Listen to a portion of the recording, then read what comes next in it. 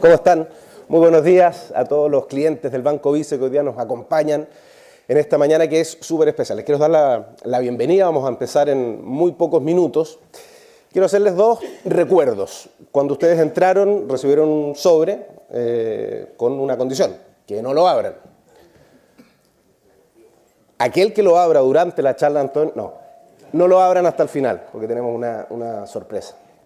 Les quiero pedir también que pongan su teléfono en mudo, siempre vale la pena recordarlo, para que tengamos una actividad bien fluida. Bueno, ¿qué nos convoca? Nos convoca un momento muy lindo, creo que de mucho aprendizaje el día de hoy. Arriba en la cordillera, los relatos de un sobreviviente. Soy un apasionado de este tema, a mí me gusta mucho, un honor estar acá con ustedes y presentar a Antonio, y esto es muy breve. Yo pienso y creo que hay tres razones fundamentales por las cuales ustedes están acá, con tanta puntualidad, con tanto entusiasmo. Un accidente que involucró a una tripulación, a una delegación de otro país, uruguaya, que cae en Argentina, pero que tiene un rescate hecho en Chile y por chilenos. Es decir, ocurre en nuestro país. Creo que eso interesa mucho acá, ¿ya? Otro tema, esto le pasó a un grupo de rugbyistas jóvenes, un grupo de muchachos, ¿no? De 20 años promedio, no era un grupo militar, no era el Real Madrid, no eran, no sé, los All Blacks, era un grupo de muchachos comunes y corrientes. Se lo he escuchado a los propios sobrevivientes y eso creo que hace que la historia sea más cercana. Y por último, lo más relevante, han pasado, ¿cuántos? 51 años, vamos para los 52.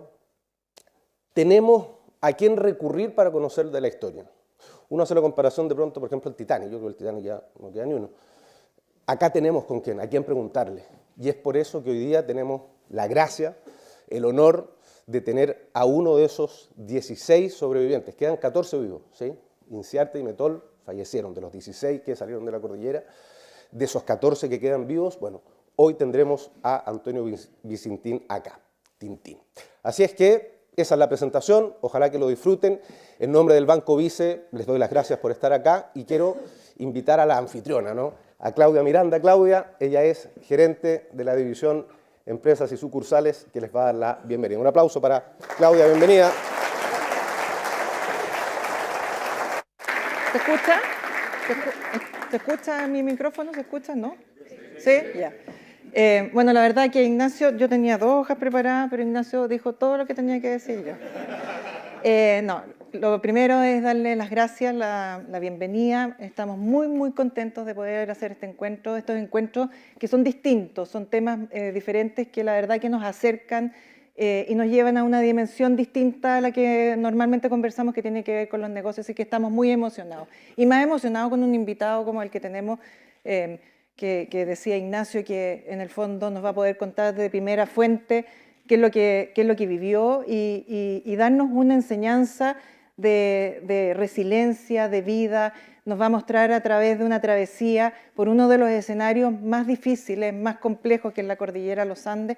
Nos va a dar una clase magistral respecto a cómo enfrentar el cambio, a cómo trabajar en equipo, a cómo sobreponerse a situaciones muy complejas, que son cosas que vivimos en el día a día, no con la intensidad obviamente de lo que vivió Antonio, pero que sí son enseñanzas que yo creo que podemos vivirlas nosotros mismos y traspasarlas también, hablamos con algunas personas, a nuestros hijos, a los jóvenes, a generaciones que probablemente no han tenido situaciones complejas en su vida. Así que agradecerles, decirles que estamos como banco y como vice en general muy contentos, muy agradecidos.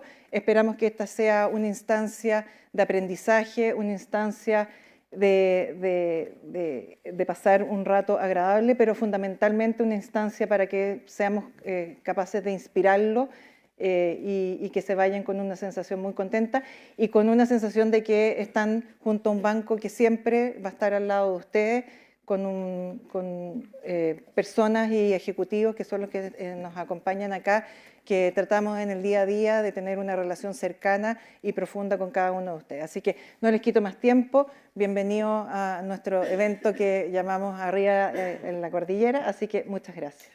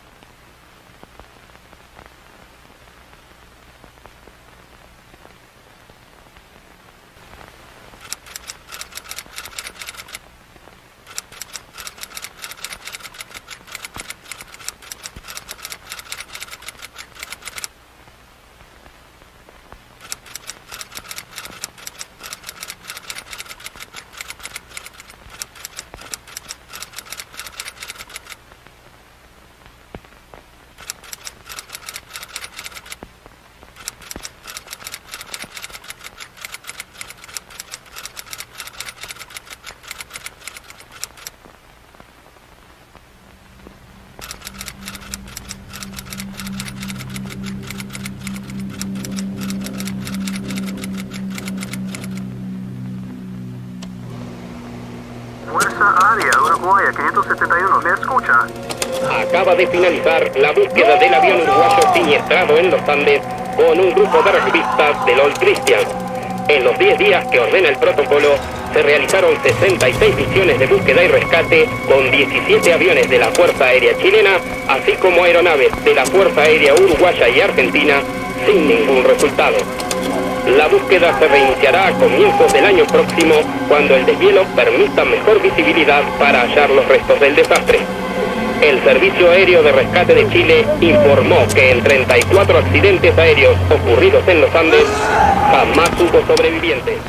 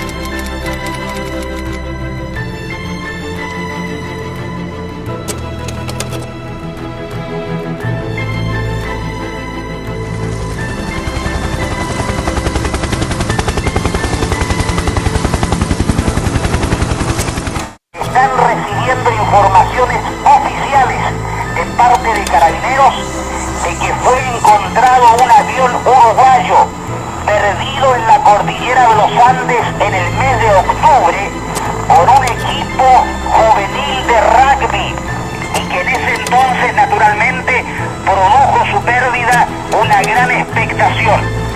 Hoy, a las 13:30 horas, 1:30 de la tarde, se presentó en el retén de Puente Negro, a unos 15 kilómetros al oriente de San Fernando, sector Primera Comisaría, el arriero Sergio Catalán Martínez, domiciliado en Puente Negro.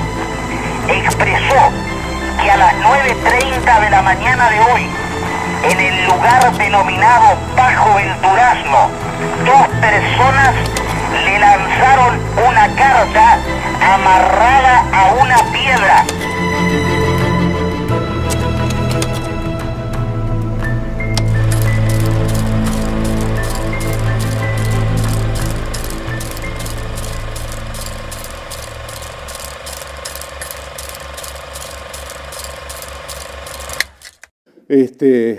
Tener una audiencia que conoce lo que es la montaña, que conoce lo que es el frío, que es una sensación que tuvimos a lo largo de los 72 días que estuvimos en la montaña, fue continuo. ¿Cuánto frío? 20, 30, 40 grados bajo cero, no sé, pero la verdad que lo sentimos mucho, sentimos la altura, los 4.600 y algo de metros. Fue algo que para nosotros, o para mí, que iba a Chile a conocer lo que era la nieve, fue un encuentro, la verdad que bastante violento. No les voy a hacer el cuento porque creo que lo saben de toda la historia, cómo fue, sino que les voy a ir contando los pequeños pasos, las pequeñas cosas que nos fueron pasando. Es decir, de estar allá arriba con todo ese desastre, ese caos brutal que tuvimos, aparece nuestro capitán, Marcelo Pérez del Castillo, que para el rugby el capitán es alguien muy importante. Él ordena y el equipo responde, y si hay algún comentario se hace después del partido. Durante jamás se les ocurre preguntar por qué o por qué no. Y allá arriba nuestro capitán asume ese capitanato y empieza a ordenar, saquen a aquel está muerto, estos están heridos, empieza a ordenar. Y en ese caos brutal que tuvimos fue fundamental la presencia de Marcelo y el equipo respondiendo. Nos vamos adaptando a esa situación, esperando que al otro día vinieran a rescatarnos. Me acuerdo que iba y le decía a Marcelo, no nos vinieron a rescatar, seguramente estemos en un lugar complicado y van a venir mañana. Y al otro día volvía y le decía, Marcelo, no nos vinieron a buscar. Deben de estar preparando una expedición, seguramente vengan caminando y van a demorar unos días. Marcelo lo que estaba haciendo era tirando la pelota para adelante, estaba estirando la situación y estaba tratando, cosa que logró que los más chicos, digamos, siempre mantuviéramos la esperanza de que íbamos a ser rescatados. Y con 19 años habíamos conocido junto con Numa y Menéndez a 3 chicas en Mendoza y habíamos recorrido la ciudad, después terminamos comiendo milanesas en un lugar, en una casa que tenía como 200 años, y una de ellas se levanta y escribe en las paredes los nombres de los 6 y abajo firma Amigos por una eternidad.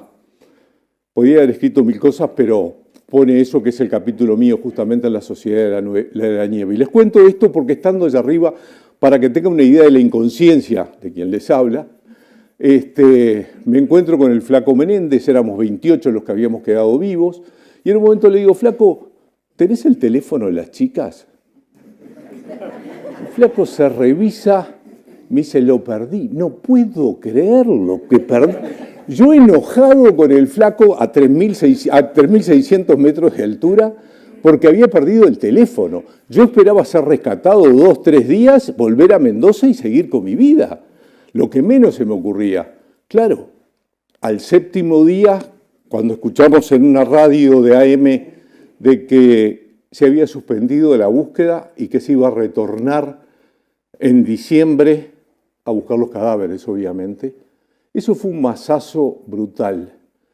Fue el sentir que estábamos muertos para el mundo, que los únicos que sabíamos que estábamos vivos éramos nosotros, y que salías del avión, de ese agujero enorme que estaba abierto, te parabas ahí, mirabas ese valle brutalmente nevado y decías, ¿y de acá cómo me voy? ¿Cómo salgo de esto? Y estoy solo, y mirabas y decías, ¿y a dónde? ¿Y qué es esto? Curicó no era, evidentemente, habíamos pasado Curicó, nos había repetido el piloto, y era una locura. Y fue uno de los masazos más grandes que recibimos, pero también ahí se fue gestando un poco la idea de que nos íbamos a ir caminando. Uno de mis compañeros dice, de acá nos vamos a ir caminando, que era una locura, absolutamente una locura. Pero esa semilla que tiró en ese momento, en octubre, fue creciendo muy de a poquito. Y bueno, y nos tuvimos que ir adaptando. Una de las cosas que tuvimos, como les decía hoy, era mucho frío, pero a su vez mucha sed. Y comíamos nieve, terminamos agarrando una lata de aceite que había como de 3 litros, la prendimos fuego, pusimos nieve, y cuando te llegaba la lata que estabas muerto de sed, la mirabas y era un chocolate y te la tomabas y la pasabas. Era algo asqueroso, pero estabas con tanta sed. Y bueno, ahí se crean lo que serían las máquinas de hacer agua. La parte de atrás de los asientos tenía una chapa que la sacábamos, la torcíamos y en la parte de arriba se ponía nieve y con un pequeño resplandor iba goteando y íbamos juntando en un recipiente y así pasabas, tomabas y seguías viaje. Es decir, había un grupo que se dedicó a hacer justamente agua. ¿Y quiénes eran? Eran los que estaban en peores condiciones. Me acuerdo que estaba Pancho Delgado, Álvaro Mangino, los dos tenían el fémur partido, que hasta el día de hoy les quedó, que yo le digo que tiene una renguera elegante, y salían arrastrándose del avión. Les dije, ¿te podemos ayudar? No, no me toques, porque se podrán imaginar, chato no había nada, había asientos, almohadones, pedazos de nieve, fierros, y se salían todas las mañanas arrastrándose, se sentaban y ahí cuidaban de que hubiera agua. A su vez se empieza a crear, ese equipo empieza a transformarse en lo que es una sociedad, porque se empiezan a crear normas. Y una de las primeras que se crea justamente es la nieve. De acá para allá, nieve blanca para hacer agua, de acá para el otro lado se podía hacer pipí en cualquier lado, todo ese tipo de cosas necesarias, pero se empiezan a crear pequeñas normas. Y a su vez se empiezan a crear también equipos primero para ordenar el avión adentro, con los almohadones de los asientos se ponían en el piso, dado que dormíamos sentados uno frente al otro. Con el recubrimiento lo usábamos como frazadas y eso todos los días se extendía, cosa de que no estuviera húmedo y cuando volvieras de noche estuviera todo acomodado. Es decir, se van creando pequeños equipos que van funcionando y a su vez nuestro capitán había mandado que todo lo que hubiera de comida y bebida se pusiera entre una caja y todas las noches, cuando estábamos todos sentados, entrábamos en medias, dejábamos los zapatos a un costado adentro del avión, nos daban lo que sería una uñita de chocolate o una uña del dedo chiquito de galletita que te la ponías en la boca y se te derretía. Era como una hostia, como un sabor que sentías que era algo espectacular y quedabas mirando al que te lo daba como diciendo, ¿no habrá un poquito más? Y sabías que no, éramos 28. A su vez también recibíamos un poco de Coca-Cola, de vino, licor de oro, whisky en una tapita de desodorante y era lo que tomabas. Y así pasaban todos los días, era lo único que teníamos de comer y como el hambre, la sed y el frío fueron algo brutal, fueron algo que nos acompañó durante todo el tiempo. Y bueno, y ahí también están que los umbrales de frío, de dolor, los llevamos a límites increíbles, que uno no piensa que es capaz de soportar tanto y el ser humano es capaz de soportar esas cosas. Y entonces, de estar comiendo durante todos esos días, llega un momento que el capitán y los que eran los mayores, estando una noche todos reunidos, nos dicen, bueno muchachos, con esto que estamos haciendo no vamos a quedar mucho tiempo vivos, tenemos un problema de energía muy serio y la única forma de poder seguir vivos es alimentarnos con los cuerpos de nuestros compañeros. ¿Y qué me estaban diciendo? ¿Que me tengo que alimentar con un compañero mío de clase de hace 12 años? ¿Con aquel que había entrenado la semana anterior? Fue un golpe brutal, un golpe no solo al tabú religioso, sino al tabú social. Estábamos rompiendo con todo, pero estando en la montaña solos teníamos que tomar esa decisión, que a su vez no solo fue una decisión, sino fue un pacto entre los 28 que estábamos, que los que estaban vivos debían conservar su vida alimentándose con los compañeros que habían muerto. Y ese fue un pacto que se hizo y que se mantuvo durante todo el tiempo, que a su vez los padres de los chicos que no volvieron siempre entendieron ese pacto, cosa que nos ayudó mucho a todos a poder comprender la situación. Mejor dicho, que nos comprendieran nosotros, porque ellos habían sido también parte de ese pacto.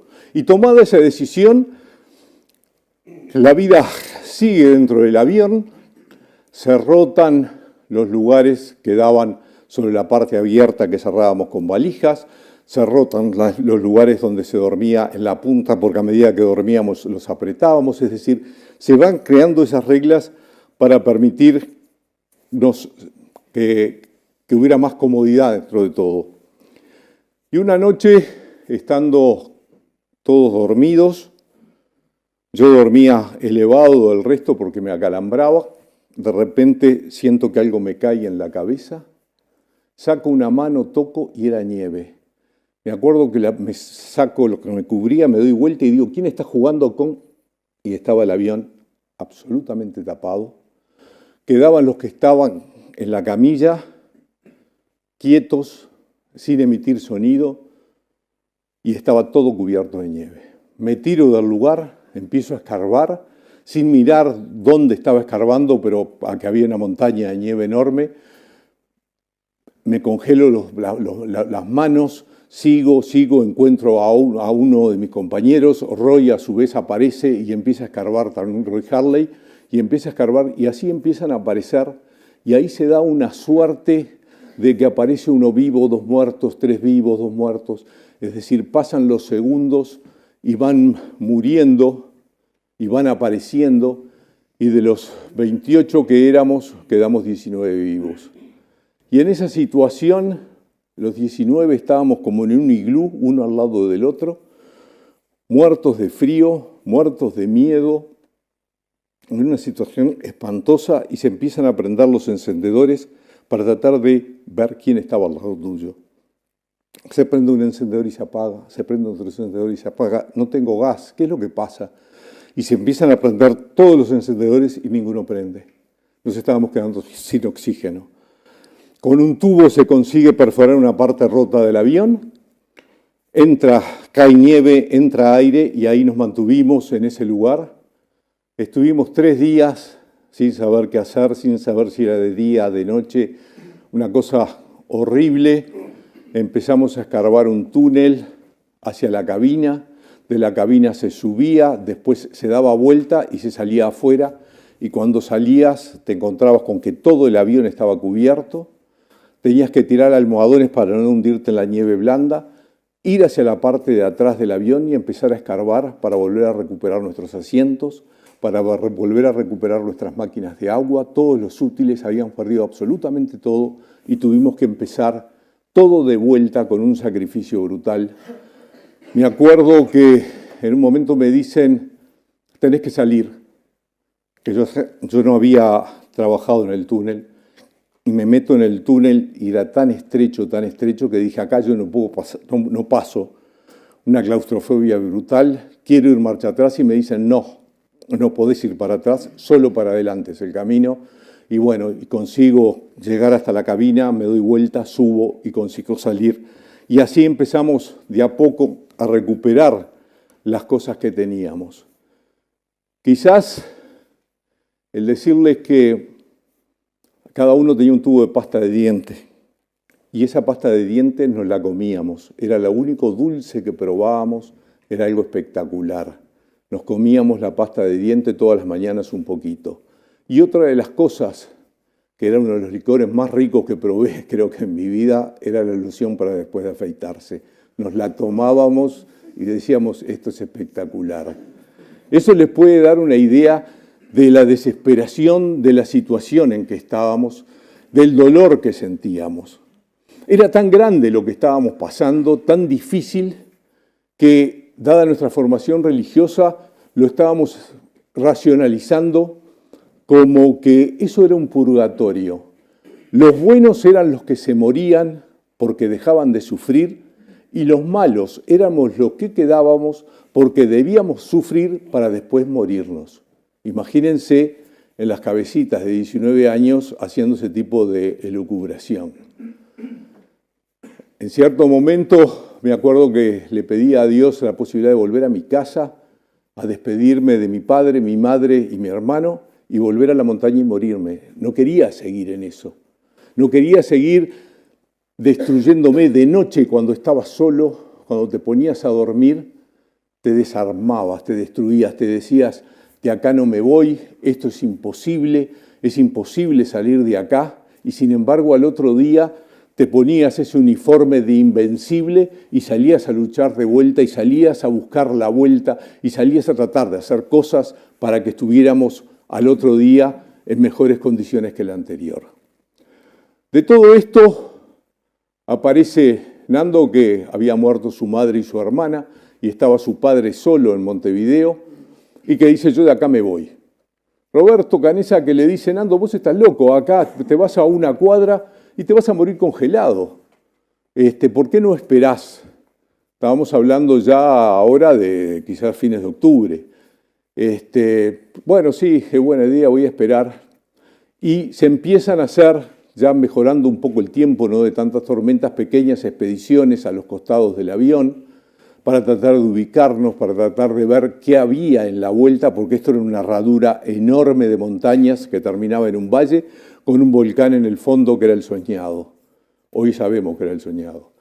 Y es claro, teníamos nociones de geografía, de que la precordillera hacia la cordillera sube, por lo tanto si baja estábamos en la parte de precordillera, eso suponíamos, no sabíamos si estábamos del lado argentino o del lado chileno, pero más o menos algunas nociones y por eso se hacen esas pequeñas expediciones.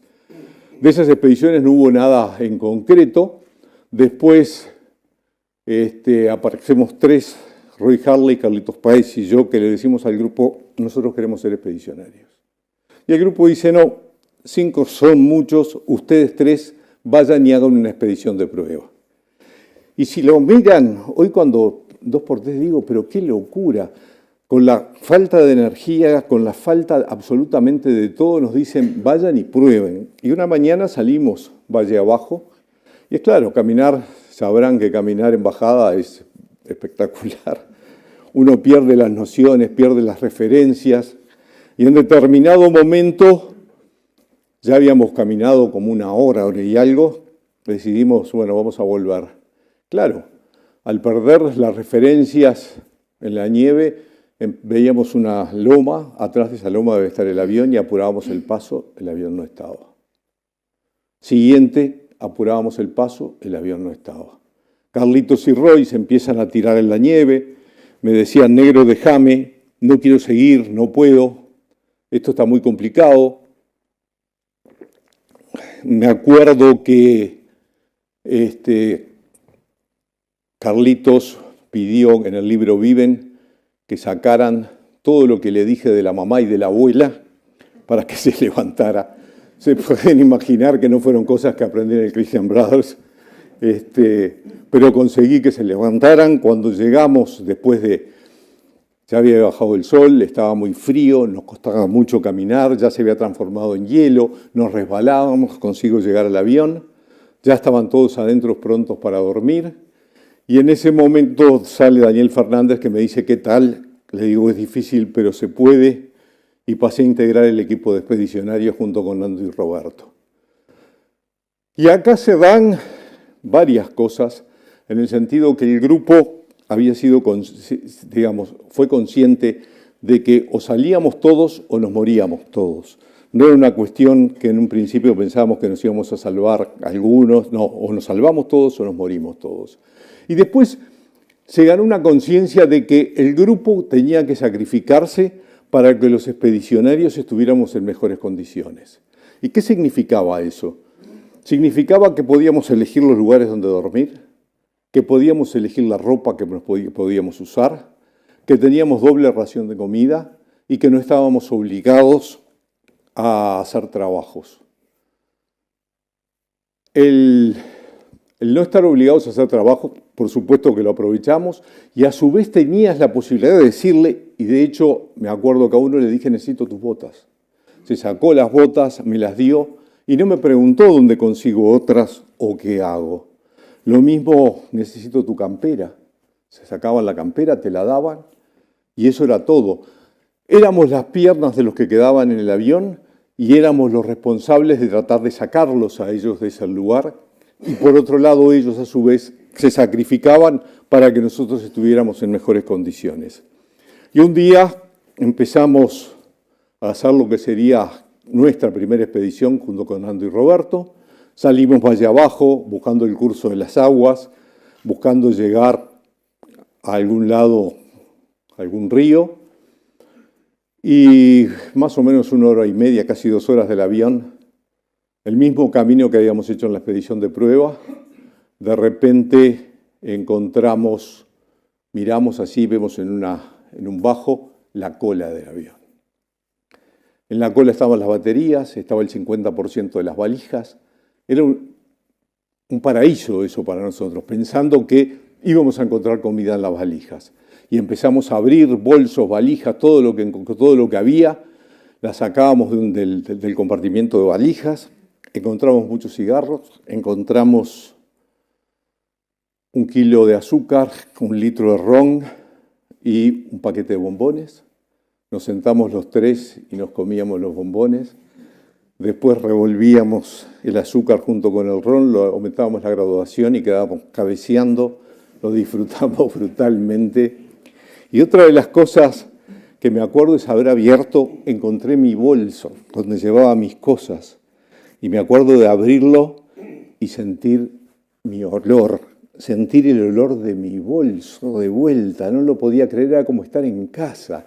Era algo un sentimiento espectacular, pero bueno, de ahí adentro nada me servía, así que ahí quedó. En la cola podíamos dormir los tres estirados en ese compartimiento de valijas.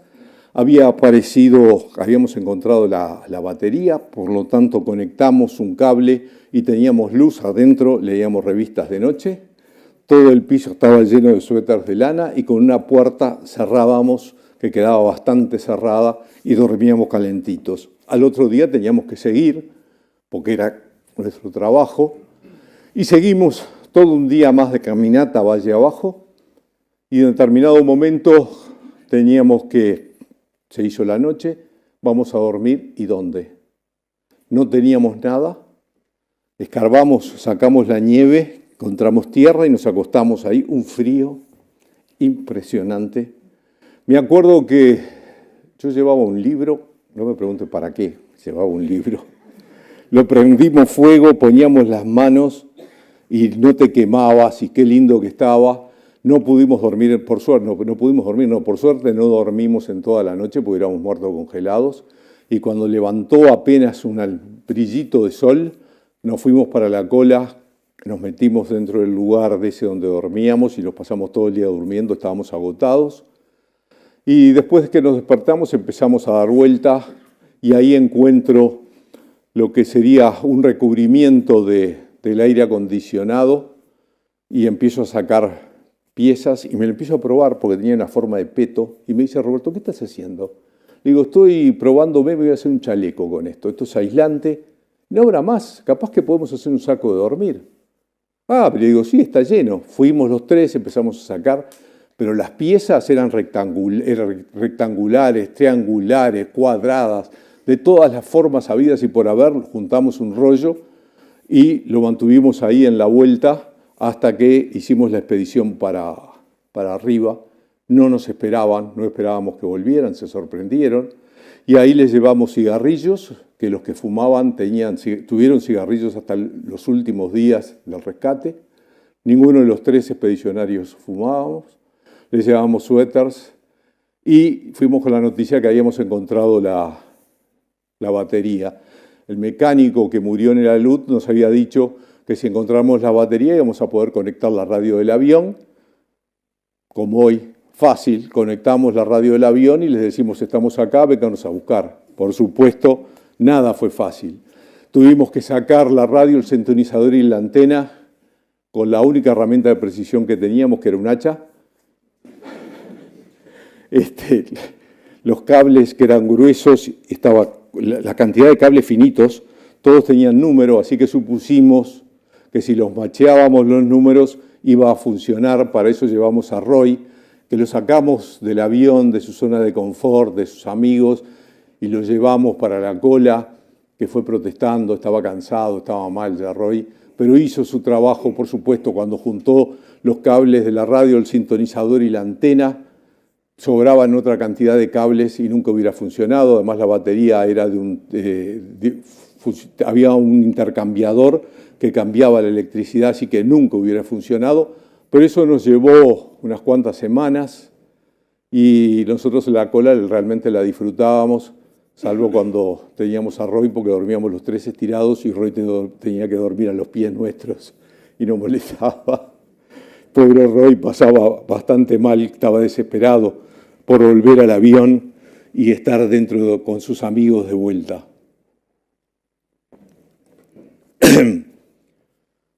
Una vez que eso fracasó, que fue de los tantos fracasos, esta es una historia, no es una historia de éxitos, es una historia de fracasos, de una cantidad de fracasos. Es decir, les conté la expedición abajo, hubo otra cantidad de expediciones que hicimos, subimos, bajamos, y que no fue mal. Pero de cada una de esas expediciones fuimos aprendiendo cosas que fuimos aplicando en la siguiente. Esto fue ensayo y error continuo a lo largo de los 72 días, probando cosas, ideas que alguien decía, mirá, ¿por qué no hacemos tal cosa, la bota de potro, y por qué no complementamos con...? Y siempre se fue ayudando y probando y las cosas no funcionaban, desde las cosas más simples como que se nos mojaban los pies. Entonces decimos, nos ponemos una bolsa de nylon, el agua no nos entra, vamos a tener los pies secos. Sin embargo, cuando lo abrías y sacabas el pie de la bolsa, estaba húmeda por la transpiración del pie. Es decir, siempre fueron cosas que se fueron experimentando, fueron cosas que fuimos aprendiendo y nos caímos una cantidad de veces. En el único lugar que la palabra éxito figura antes que fracasos en el diccionario. Fracasamos una cantidad de veces antes de tener éxito. Éxito fue la última expedición, pero ¿por qué? Porque hubo una cantidad de fracasos anteriores que nos permitió llegar a eso.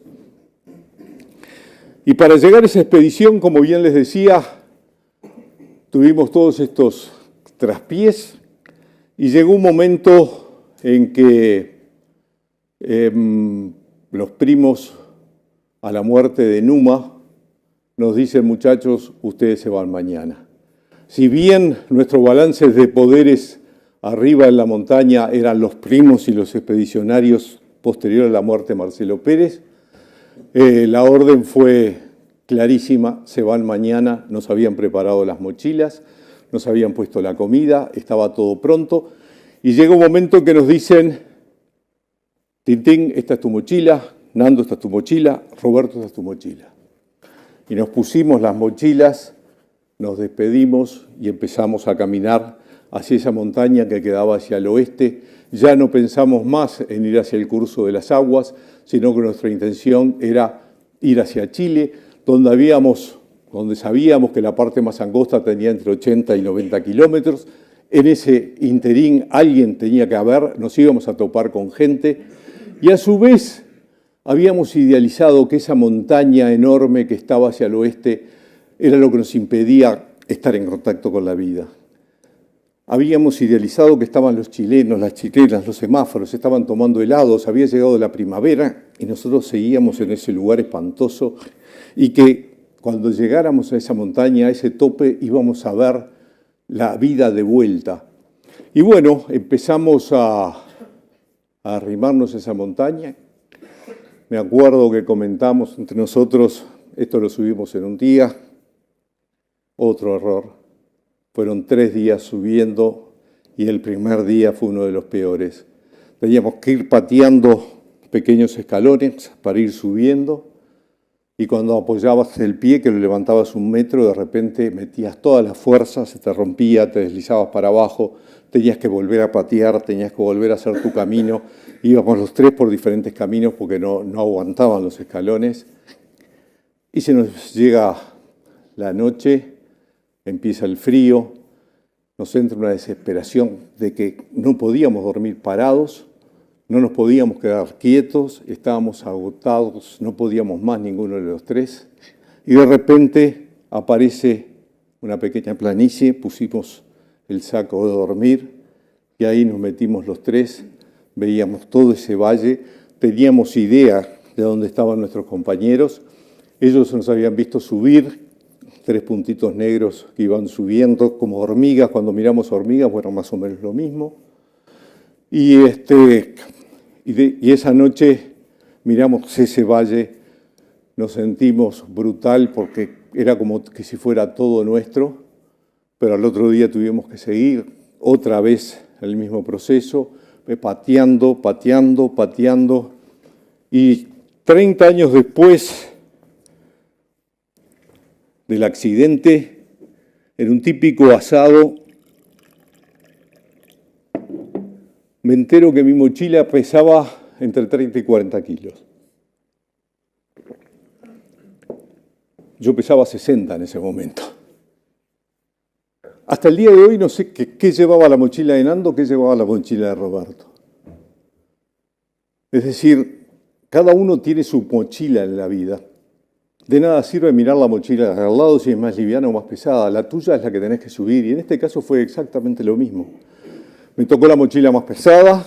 Claro, me costó 3 días de sacrificio llegar a la cumbre junto con Nando y Roberto, pero era mi mochila. Y esa fue la que subí. Y al llegar allá, que esperábamos ver, por supuesto, el fin de todos nuestros sufrimientos, cuando llegamos y miramos, vemos montañas, montañas, montañas hasta el horizonte. Fue algo brutal, pero ya estábamos acostumbrados, es decir, a que las cosas no salieran como pensábamos y había que seguir adelante, no quedaba otra. Nando y Roberto avanzan, yo me quedo en el saco de dormir, durmiendo, porque estaba agotado, y cuando vuelven me dicen que la cosa venía difícil, sin lugar a duda, y me ofrecen dejarles la comida y volver. Por otro lado, nos habíamos pasado prácticamente toda la tarde mirando el valle, porque en el fondo había una línea negra que cruzaba de un lado a otro, y pensamos que era una carretera, y los tres tenían que vernos acuclillados, mirando a ver si veíamos algún brillo, algo moverse, que nos diera la certeza. Tampoco podíamos volver y decirles, mirá, volvimos porque creemos que hay una carretera del otro lado. Así que nos despedimos de Nando y Roberto. Ellos siguen viaje, 7 días más, y yo vuelvo al avión. Y me vuelta al avión los 3 días que fue subiendo, prácticamente en 2 horas estoy de vuelta. Me pongo un almohadón en la cola, otro en los pies y me empiezo a deslizar montaña abajo. A medida que agarro velocidad o encuentro desniveles junto nieve con los pies y voy frenando y cambiando y corrigiendo mi posición. Soy el único que estuvo solo en la montaña. Soy el único inconsciente, sin lugar a duda. Me dicen, ¿no tenías miedo? ¿Miedo a qué? Si no había nada, no había nadie. Estaba jugado, estábamos más muertos que vivos. ¿Cuál era la opción? Capaz que hubiera sido mejor quizás seguir de largo en algún precipicio de esos o en alguna roca que seguir en esto, no. Y me deslizo y de abajo veían que alguien se deslizaba, se pueden imaginar, salen todos como locos a recibirme. Preguntas desde lejos, ¿dónde están los otros? ¿Dónde están? ¿Qué pasó? Nando y Roberto siguen, están bien. Vuelvo al avión, a partir de ese momento, cosa que estaba establecida, pierdo los privilegios de expedicionario, pero ya en ese momento había muy poca cosa que hacer más que esperar. Y habíamos quedado que íbamos a esperar más o menos entre 7 y 10 días, y jugando con aquella radio que en un principio escuchamos que no nos buscaban más, esa misma radio estuvo meses en un estante, mojada, con frío, se vuelve a prender. Y ahí aparece un noticiero increíble, un noticiero de Montevideo. Yo en ese momento estaba estudiando y me levantaba a las 7 en un noticiero que había de 7 a 8. Y cuando están jugando con el dial le digo, déjalo ahí, que esa es una radio uruguaya. Y dicen, aparecieron 2 uruguayos. Nosotros sabíamos que eran Nando y Roberto. Por supuesto, nos preparamos, nos peinamos, nos sacamos el rush de la boca. Volvimos a tener propiedad privada. Hasta ese momento todos usaban todo, sin embargo, cuando sentimos que nos venían a buscar, cada uno agarró su bolso y empezó a juntar sus cosas. Cuando ven en alguna foto o en alguna filmación que subimos con bolsos es porque te estás llevando tus cosas. Es increíble eso. Y esperamos y de repente empezamos a sentir que venían desde el valle el ruido de los helicópteros. Eso fue casi sobre las 3 de la tarde, esto había sido la noticia tipo a las 11 de la mañana. Y bueno, nunca entendimos mucho qué era lo que estaba pasando, porque los helicópteros venían por el valle. Después les preguntamos a los pilotos, ¿y por qué no cruzaron por arriba la montaña? Y ellos nos dicen, sí, nosotros cruzamos, lo que pasa es que los vientos nos tiran hacia el valle y venimos buscando altura, que fue muy difícil el cruce. Los comandantes le dicen a la tripulación si abortan o siguen el rescate, dada la peligrosidad. Los tripulantes le dicen que siguen, cruzan y ahí vienen. Y cuando pasan, que eran 2 helicópteros en el primer día, uno pasa rasante y tira unas cajas, el otro intenta posar, se posa uno de los patines, ahí se baja la gente de Socorro Andino. Y una vez en un curso de supervivencia me dicen, claro, que cuando se posó el helicóptero ustedes subieron a los heridos, a los que estaban en peores condiciones. No, los que subieron fueron los más rápidos.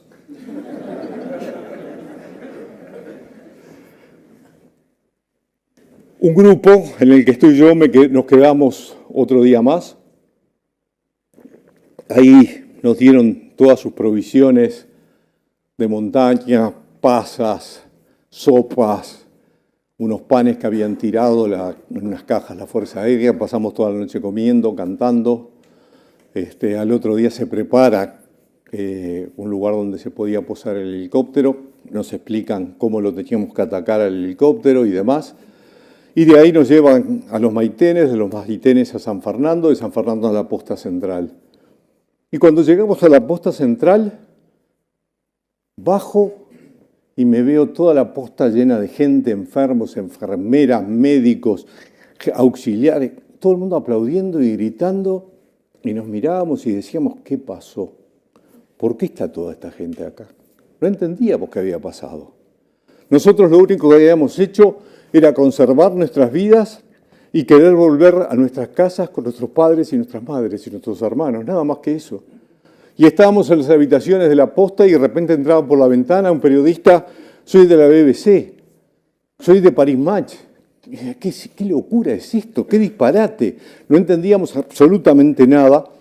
Obviamente la historia trascendió, National Geographic la tildó como la historia de supervivencia más grande del siglo XX. Fue una cosa impresionante. ¿Y por qué nos salvamos? ¿Qué fue lo que pasó? Acá hubo un gran trabajo de parte de todos los que estuvieron. Hubo un objetivo común que fue fundamental, que en un momento se conversó, pero se puso ese objetivo y nadie puso objeciones, que todos colaboraron y que dieron todo de sí. Creo que es una historia que está basada en sacrificio y disciplina. Aquello que Kipling habló en algún momento de lo que era el hombre y que los curas del Christian Brothers nos habían enseñado. Por otro lado, cada uno de los que estuvo en la montaña dio el 100% de lo que tenía para dar. Y si les pregunto quién hizo agua, quizás sean pocos los que sepan. ¿Quiénes se encargaron de limpiar el avión? Quizás menos. Pero sí sabemos que Nando y Roberto cruzaron los Andes. Y esos fueron los que hicieron el try, esos fueron los que marcaron. Pero atrás de ellos hubo todo un equipo de gente que durante 72 días hicieron agua, se encargaron de la comida, limpiaron el avión, se encargaron de una cantidad de cosas.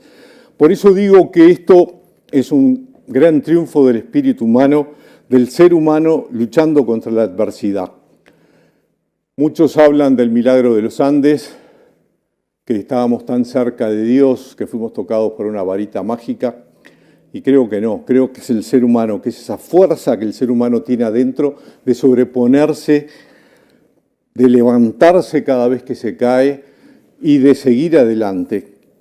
Siempre digo que en el diccionario de los rugbyistas la palabra quedarse, entregarse, no existe. Vas a seguir. Y los rugbyistas, de hecho, tuvieron el gran protagonismo de todo esto. Si bien había gente que no era rugbyista, si bien había gente que no era del club, se plegaron a toda esa gente que estuvo siempre yendo para adelante y mostrando el camino. Algunos murieron en el camino y nosotros tomamos el ejemplo de ellos para seguir, seguir y seguir y no parar.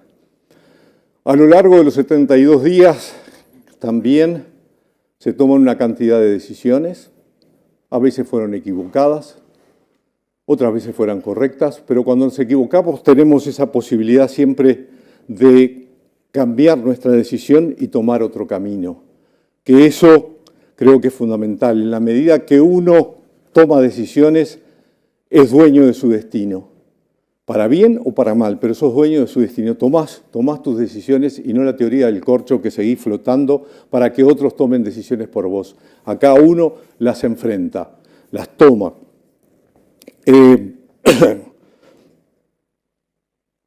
Otra de las cosas, no fue casualidad lo que pasó. No fue suerte. Acá hubo una planificación, una logística, una estrategia y una ejecución. Es decir, hubo todo un planeamiento para que no fue, algunas veces se planeó y no fue mal, sí, sin duda, pero hubo una cantidad de etapas que se fueron cumpliendo y que fueron fundamentales. Es decir, no fue casualidad. Esa planeación fue fundamental para que se hicieran las cosas, para que salieran las cosas. A lo largo, quizás del relato de toda la historia, una de las cosas más importantes es que hubo una gran crisis. Hubo crisis siempre, pero dentro de esa crisis mayúscula que hubo, siempre hubo una esperanza para salir de ese lugar. Que eso fue fundamental. Es decir, cuando parecía que todo estaba perdido, sin embargo, quedaba esa esperanza. Y eso nos permitía, a su vez, planificar cosas, porque si hacemos lo mismo, volvemos a estar en el mismo lugar. Entonces, una forma de salir fue planificando, ejecutando y viendo los resultados de esas cosas. Que eso fue importante, el mantener la esperanza en todo el grupo para poder salir de ese lugar. No fue fácil, evidentemente, todas las crisis terminan en cambios y sacrificios, es decir, tiene que haber cambios y hay sufrimiento, por otro lado, de parte, porque nos sentimos que las cosas han cambiado, que las cosas mudaron y que tenemos que adaptarnos a todo eso. Lo mismo que los procesos de resiliencia. Es una historia resiliente, sí, sin lugar a duda. Salimos fortalecidos de estas situaciones críticas. Salimos en mejores condiciones, pero fue fundamental el trabajar en ello, en la formación que teníamos, porque mucho de la resiliencia se consigue en la familia, en el club, en el barrio, en el colegio. Es decir, toda esa parte que nosotros en ese sentido le tenemos mucho agradecimiento a lo que hicieron los curas por nosotros, porque esa enseñanza basada en los principios de Kipling, de disciplina, de sacrificio, de llorar y poco aguantarte, de ser tolerante, de ser sacrificado, que también te lo enseña el rugby en determinadas formas, jugando, y eso fue fundamental allá arriba. Muchas veces creemos en el destino y rezamos, esperamos que las cosas pasen y nos olvidamos de lo más importante, creer en nosotros mismos. Nos conformamos en lugar de arriesgarnos sin pensar que cada día que pasa nunca más volverá. Nada está hecho, nada es imposible, ni siquiera lo imposible. Todo depende de esa fuerza que tenemos adentro de decir sí puedo a cada desafío. Tenemos el poder cuando estamos decididos, cuando estamos convencidos, cuando de verdad queremos algo. Y eso creo que fue uno de los grandes principios que hubo en la montaña, esa fuerza del ser humano. Posterior a esta montaña está mi segunda montaña. Teniendo 37 años, estando felizmente casado, 2 hijos, uno de 10 y una de 12 y otra de 10, yendo a un partido de fútbol de Patricio que tenía 10 en agosto, mi señora, cuando nos estamos retirando del club, me dice voy al baño, sigo con Lucía, Patricio se fue con un amigo, pasa el rato y le digo, Lucía, anda a ver, mamá seguramente se quedó charlando con alguien, anda a buscarla. Al rato vuelve corriendo desesperada y me dice, mamá está tirada en el baño. Salgo como loco, me acuerdo que Gustavo Servino me ve, que después me contó, dice, te vi con una cara de loco impresionante y salí atrás tuyo. Nos metemos en el baño, estaba tirada, había tenido un ataque de asma y muere.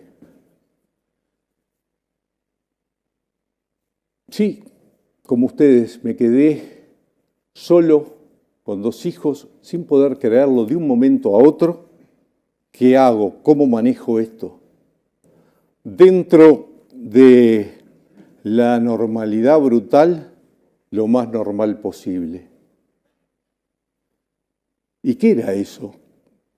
El tratar de que mis hijos vivieran ese proceso lo más rápido posible, el sentir esa soledad brutal que la tenía en la ducha cuando me bañaba, el poder llorar tranquilo sin que nadie me viera, y una vez que salía del baño volvía a ser súper papá, súper mamá, hasta que de vuelta la esperanza, el tirar la pelota para adelante, el ir procesando todas esas cosas que lleve a que mis hijos engancharan de vuelta, que yo volviera a enganchar con el trabajo.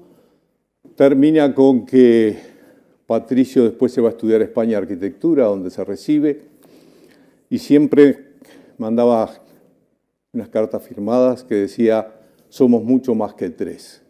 Y es algo que me quedó grabado porque nos cerró mucho, creo que igual que en los Andes, esas experiencias de dolor, esas experiencias nos comprimen, nos hacen cerrarnos.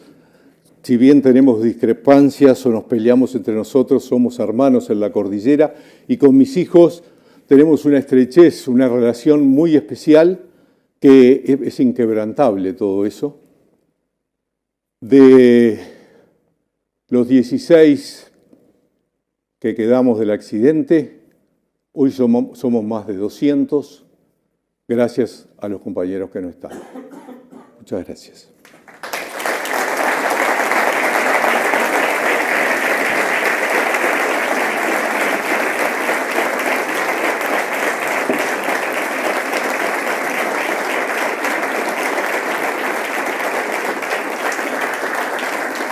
Bueno, Antonio, excelente. Quédate ahí nomás, Antonio. Gracias. La verdad es que ustedes han escuchado una historia conmovedora y nada más que agradecer, ¿no? Tu presencia, tu testimonio, tu lealtad, tu capacidad de memoria. Y ahora queremos conversar. ¿Cómo no? Un ratito. Porque, bueno, aquí el Banco Vice, durante el tiempo que tú estabas, no sé, estabas en Estados Unidos, estabas en Uruguay, preparó algunas preguntas y bueno, por eso queríamos conversarlas. Yo quisiera partir, me imagino la mayoría vio La Sociedad de la Nieve, ¿no? La película, ¿tienen que decir que sí? Correcto. ¿Cuántas veces la viste, Antonio? La Sociedad de la Nieve, la última. Y unas 6, 8 veces. Para mí, yo la vi una vez. Creo que el momento cuando está el encuentro de Canessa con Parrado y la imagen que están en un contrapicado con el caballo de Catalán es una imagen que deja mucho, porque además es en silencio. Yo no soy cineasta, nada, pero creo que genera emoción. Y después toda la parte que viene de Chile, si se fijan, nadie habla. O sea, es Chile, pero no, nadie habla en Chile, pero es el espacio que tiene nuestro país en esta historia. Y ahí quiero partir...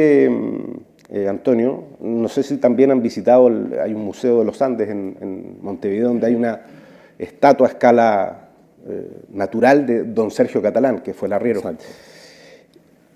Para ti, ¿cómo defines a Chile? ¿Qué es Chile? El pueblo chileno, este país. Para nosotros, o para mí, fue algo espectacular cómo nos recibieron, con el cariño que nos recibieron, cómo entendieron la historia de lo que había pasado, cómo ese grupo de gente que yo no conocía, contra los que veníamos a jugar, salieron a buscarnos, fueron hasta los lugares donde pudieron llegar, estuvieron siempre pendientes, siempre dando una mano. Es decir, hay una estrecha relación entre los sobrevivientes y Chile. De Chile partió el rescate, con un riesgo para la gente que participó enorme, es decir, siempre hubo un agradecimiento muy grande y en especial a Sergio Catalán, es decir, lo que hizo Sergio fue algo espectacular, desde comentarnos que había visto una pareja que estaban jugando y que cuando uno se levantaba el otro lo ayudaba y que pensó que estaban jugando y que le dijo vuelvo mañana. Eso eran extraterrestres, dijo. No, y esas cosas que a su vez hizo que Nando en un momento le dijera a Roberto, viste, había un árbol en el medio de la nada, todo lleno de bosta en la vuelta, y le dice, acá duermen las vacas de noche. Sí, le dice Roberto, y nos vamos a subir al árbol y cuando vengan a dormir con una piedra vamos comer. a matar una vaca. A comer. Sí, por suerte no fue ninguna, y apareció Sergio al otro día con ese mensaje, con ese papel, ese lápiz y demás, que comenzó toda la operación, que después fue 8 horas a caballo hasta el retén carabinero, que tenía la credibilidad suficiente como para que se organizara todo un aparato de rescate. 2 meses después, alguien dice, aparecieron los uruguayos. Era algo increíble, que en la película La Sociedad de la Nieve aparece, creo que dicen, de 34 accidentes que hubieron en la cordillera, es el único que hubo sobrevivientes. Sí. Y nos salvamos 28 en un principio. Hay algo que, bueno, es increíble. El mismo día, casi a la misma hora, hay un vuelo de un Aeroflot. No sé si maneja el dato, desde París a Moscú. Mueren 170 personas. El mismo día, 35 chilenos. Y fue tal el impacto del accidente de ustedes, que de ese Aeroflot, después lo pueden googlear, se habla muy poco. Murieron 35 chilenos, pero fue tal el impacto, casi a la misma hora. Sí. Diría con alguna hora de diferencia. Mencionas algo que te lo iba a preguntar porque lo había leído y me encantó esa frase de que la única parte donde éxito está antes de fracaso en el diccionario. El tema es que no es solo un fracaso, ¿no? O sea, tú tienes un éxito, pero tienes muchos fracasos. ¿Cómo lo aplicas eso ahora en la vida? Si tú le enseñas, por ejemplo, a un joven emprendedor ahora que está partiendo, un niño, ¿cómo te puede él entender que tienes que fracasar muchas veces para llegar al éxito? Esa quizás sea una diferencia entre lo que es un sobreviviente y el resto de las personas. Es decir, ¿cuál es la diferencia que tenemos? Que nosotros pasamos por una prueba, sé hasta dónde puedo llegar, sé cuál es mi límite. Por otro lado, yendo a lo que me preguntás, hoy el éxito es inmediato. Todos pretenden que las cosas pasen inmediatamente y los procesos son lentos. Es lo mismo que antes empezabas a estudiar y te decían, leete un libro de 100 páginas. Y decías, uy, qué horrible, ¿cómo voy a leer un libro de 100 páginas? Y después terminaste leyendo cientos de libros de 100 páginas. Cuando mirás para atrás y decís, mirá, fui capaz de hacer eso y mucho más. Pero al principio te va mal. Es decir, tú esperás que los planeás para que te salgan bien las cosas. No se da. Tenés que empezar de vuelta. Te vas a caer, te vas a levantar, vas a perder exámenes, salvo tipos muy brillantes. Si no, vas a perder. ¿Y a quién le vas a echar la culpa? ¿Vas a decir, me preguntaron lo que no sabía, tuve mala suerte? No, tenés que volver a estudiar y estudiar de vuelta y estudiar más. Y la vida es un poco eso, es decir, son etapas, son pasos. Las grandes montañas se suben paso a paso haciendo pequeñas cosas todos los días. Que eso fue lo que hicimos y eso es la vida. Es así. Te vas a caer muchas veces y vas a tener que dar pequeños pasos, no correr. Estaba pensando en lo que mencionabas de Canesa con Parrado en el árbol y la vaca, y yo creo que le hubiese quedado rico, porque los uruguayos, si hacen asado rico, lo hacen, hubiese sido difícil.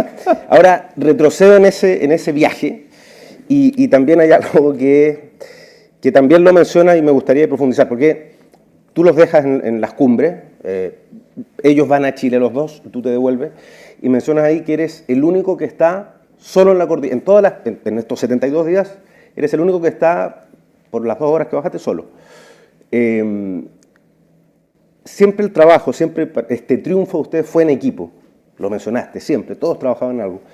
Pero en ese momento, si bien explicaste sentirte esta soledad que no podías renunciar, en lo individual, en lo de Antonio Vicentín, ¿cómo atribuyes el éxito, el haberle ganado a la vida estando solo, no teniendo a nadie al lado? Ahí no le gané a la vida, ahí fue parte de una cosa, es decir, fui parte de lo que sería el plan B al bajar. Era parte de todo. Nando y Roberto seguían, se cruzaron los Andes, pero si ellos no hubieran tenido éxito, yo volví al avión justamente para decirles, Nando y Roberto siguen, están vivos, pero ojo, del otro lado, hacia el valle, puede haber una carretera, sí, puede estar la solución ahí. Es decir, era tener otro plan, era tener otra posibilidad, era mantener la esperanza de vuelta. Dentro de esa crisis había una pequeña esperanza del otro lado. Que haya pasado o que haya estado solo en la montaña o que haya bajado, no hace a la cosa, no hace a nada. Es parte de lo que había que hacer y lo que tuve que hacer, tampoco me iba a quedar ahí arriba, o los hubiera acompañado. Cuando se tomó la decisión de que volvía, no me quedaba otra. Antonio, en la película se muestra ahí como tú la persona que sacaba las fotos, ¿no? Sí. Que es el hombre que nos permite ver estos documentos. Cuando ves esa película, esa definición de Vicentín, que es el hombre de la fotografía, ¿cómo lo transmites? ¿Cómo lo tomas? ¿Cómo te llega? Mirá, lo que llega es por qué saqué las fotos. Creo que lo importante en aquel momento fue que hubiera un documento de quiénes estábamos vivos, de cómo habíamos vivido, de todo el tiempo que habíamos quedado. Es decir, en la certeza de que iba a quedar el documento, no nosotros. Es decir, no pensábamos que íbamos a seguir vivos. Después, hoy no lo vieron, pero había una carta que le hicimos en la cola diciendo que hay 14 más arriba, 13 más arriba, y que subieran, es decir... Pensando que si llegaba gente ahí, usted le daba que la llegaban guía. a la cola, Exacto, para que arriba había más gente.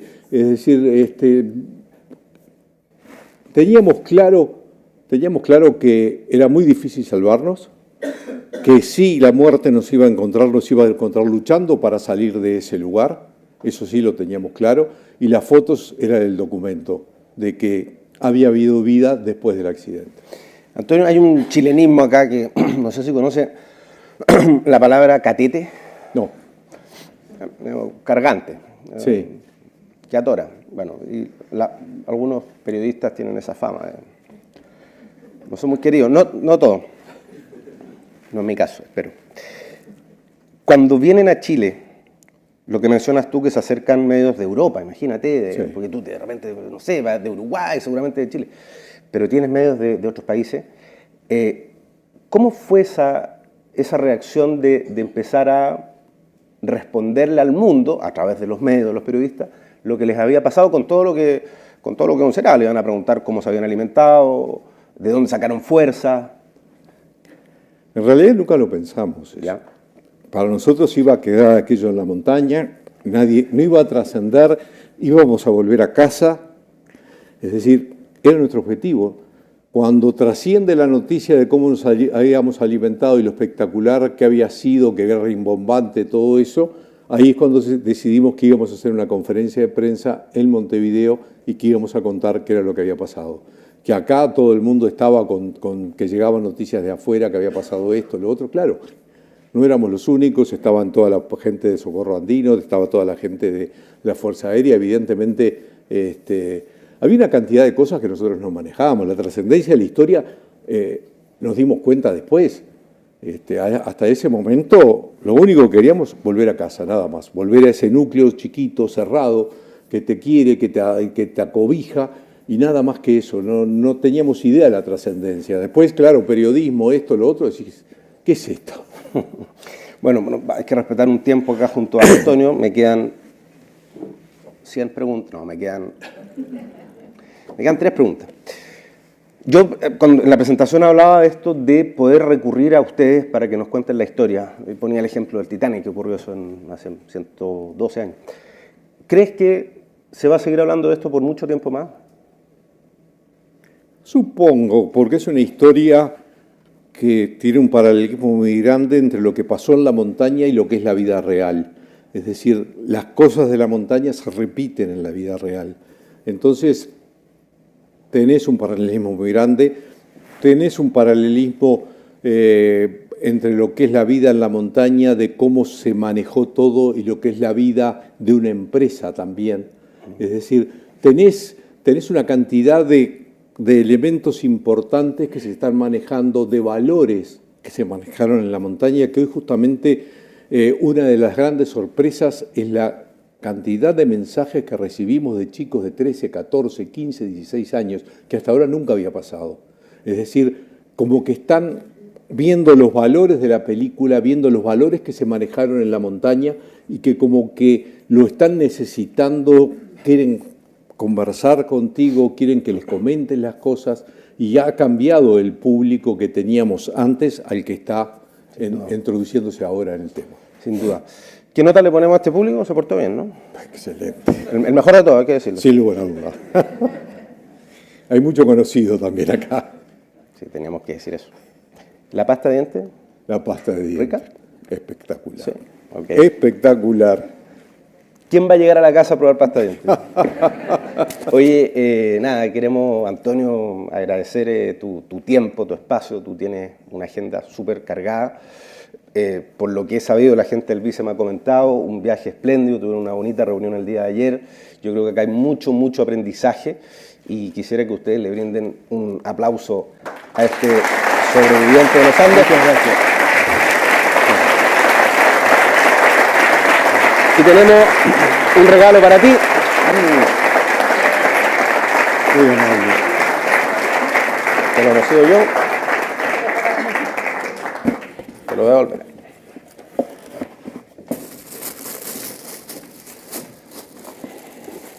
Bueno, para que no extrañen la mochila. Adiós. Muchas gracias. Y un vino. Gracias. Un buen vino.